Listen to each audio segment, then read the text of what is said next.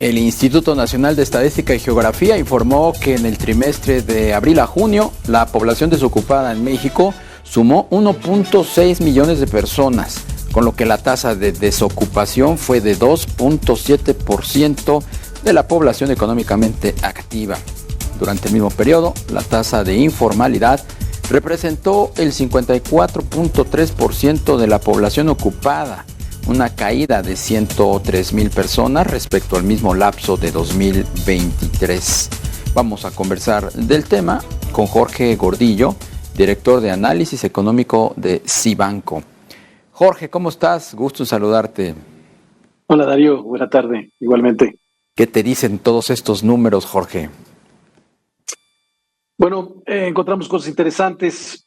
El crecimiento todavía es razonable en el segundo trimestre, aunque ya este es un dato trimestral. En los datos que son mensuales del mes de mayo y junio, sí vimos un ligero descenso. Nos llamó la atención que sectorialmente el que más contribuyó en el aumento de empleos en este trimestre fue el sector construcción. Tiene mucho que ver con el finalizar las obras públicas que tuvo esta administración antes de las elecciones o cerrando ya el sexenio. Y bueno, es muy probable que este sector pues ya no tenga la misma capacidad o el mismo grado de creación de empleo para los siguientes trimestres. Entonces, sí estamos dando ya señales o viendo señales de que el empleo empieza a desacelerarse, igual que lo está haciendo la economía para la segunda mitad de año. ¿Cuáles serían las expectativas en ese entorno para el arranque del gobierno de la presidenta Claudia Sheinbaum y sobre todo qué se puede vislumbrar para el 2025? Sí, porque lo que vemos que se estaba apagando ya de trimestres anteriores es el sector servicios, que venía muy fuerte el año pasado, se ha ido ya disminuyendo en cuanto a velocidad de creación de empleos y lo que continuó con fortaleza fue la construcción, decíamos. Entonces esperamos un par de trimestres, por lo menos lo que es el segundo semestre e inicio del próximo año, con una creación de empleo mucho menor y un poco con una dificultad de enseñar el mismo crecimiento o las mismas cifras de empleo como las venía enseñando el año anterior o los últimos 2 años. ¿Sientes que el entorno macroeconómico y las condiciones políticas, sobre todo, que estamos observando en este momento, pues allanan el camino para poder recuperar empleos formales? Bueno, el problema es que el entorno es un poco adverso para la economía mexicana. Estamos viendo una situación de desaceleración económica en Estados Unidos, en el mundo en general, para los siguientes trimestres. Estamos viendo complicaciones por parte del sector público de cómo iniciarán su nuevo sexenio, porque iniciaron con un déficit muy alto que tienen que componerlo para los próximos años. Eso implicará una menor inversión, sobre todo en infraestructura, en inversión pública. Y también estamos viendo que el consumo en México empieza a pagarse, empieza a hacer mella poco a poco cada vez más las altas tasas de interés. Entonces el comienzo va a ser complicado y bueno, lo que necesitamos escuchar es la parte productiva, la parte de la industria, que empiece a retomar fuerza, que empiece a verse se empiecen a ver detonadas las inversiones que se dirigían quizá hacia una mayor producción, hacia el famoso nearshoring, para que esto sí sustente una posibilidad de mayor empleo, pero quizás sea hacia finales del próximo año o el 2026.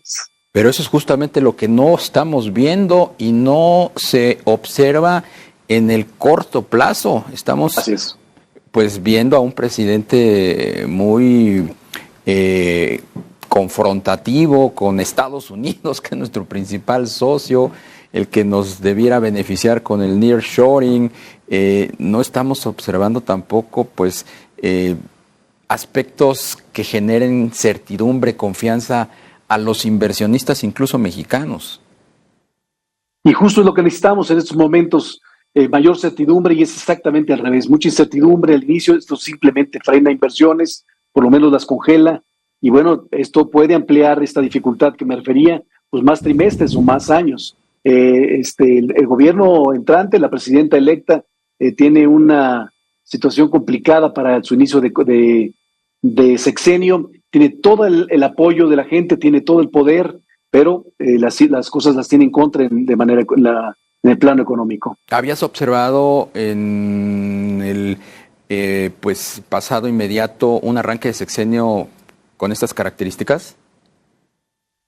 Bueno, sí hemos observado algún sexenio con características, sobre todo complicadas de fuera, del exterior. Pero bueno, esta incertidumbre, es que la economía parecía que se estaba recomponiendo después de la pandemia, parecía que estaba empezando a dar buenos resultados en cuanto a empleo, en cuanto a salario, y esto se está pagando muy rápido y se están complicando ellos solitos su inicio. No significa que así va a ser todo el sexenio, pero sí va a tener una complicación bastante, pues una situación complicada para inicio del sexenio que está en sus manos arreglarla. Y bueno, si siguen forzando o aumentando la incertidumbre productiva del país, bueno, entonces va a ser todavía más difícil porque no tienen los recursos para sostener su política social sin la ayuda del sector privado, sin la ayuda de la inversión privada. ¿Y la solución al déficit fiscal, este objetivo de bajarlo en tan poco tiempo, lo ves tú viable?